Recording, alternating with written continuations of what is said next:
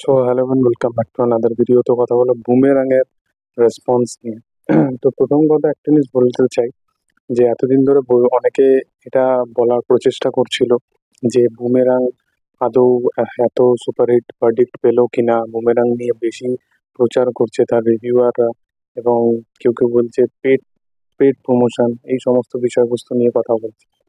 আমার মনে হয় যে যে মানুষটার এর বিগত দুটো তিনটে ছবি গেছিল, মানুষটা যদি বাদ দিয়ে কথা বলি, চেঙ্গিসের যদি কথা বলি, চেঙ্গিস ছবিটা কিন্তু সুপারহিট হয়েছিল এবং সেটা নিয়ে সে কাউকে এসে কোনো রকম ক্ল্যারিফাই করতে যায়নি যে আমার এই ছবিটা সুপারহিট হয়েছে বা এই ছবিটা চলেছে বা এই ছবিটা চলেনি, এরকম কোনো ক্ল্যারিফাই করেনি। তো মানুষের ক্ষেত্রেও সে কোনো রকম ক্ল্যারিফাই এই জন্য করেনি, সে তার নিজের সুপারহিটের টাইমে যদি না বলে তাহলে এই টাইমে কেন বলবে?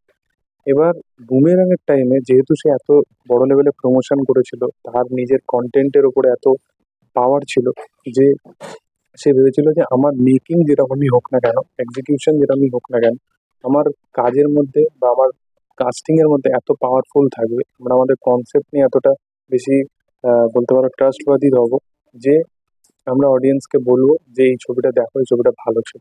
এবং ফাইনালি লিটারেলি সে নিজের যখন সুপারহিট ছবিটা হচ্ছে তখন কিন্তু সেটাকে এনজয় করছে এবং সেটা দেখে বেশ ভালো লাগছে। এবং এই ছবিটা 25 দিন সুপারহিট, মানে কন্টিনিউয়াসলি চলেছে, এটার ভার্ডিক্ট হয়ে গেছে।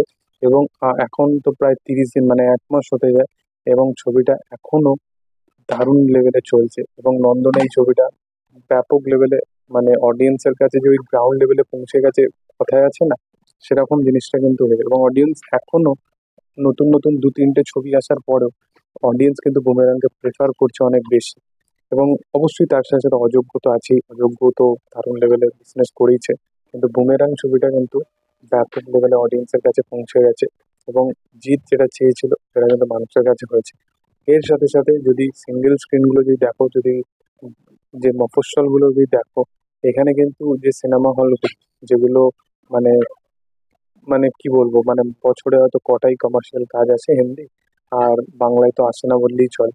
সেখানে একটা মির্জা এবং একটা এরপর পাড়িয়ার পর হয়তো ফাইনালি বুমেরাংটা এসে সেই লেভেলে বিজনেসটা করতে পেরেছে। এখানে সিঙ্গেল স্ক্রিনগুলো আরো বেশি, যদি এরকম কাইন্ড অফ কাজ হয়, তারা কিন্তু আরো বেশি ভরসা পাবে তাদের সিঙ্গেল স্ক্রিনগুলো আগামী দিনের জন্য চালিয়ে রাখার জন্য। এই যে কারণেই কমার্শিয়াল কাজ হচ্ছে না বলেই সিঙ্গেল স্ক্রিন এখন বন্ধ হয়ে যাচ্ছে। তো সেই কারণেই বলবো যে বুমেরাংয়ের মতো ছবি বা আগামী দিনে কোনো কমার্শিয়াল কাজকে অবশ্যই সাপোর্ট করা উচিত।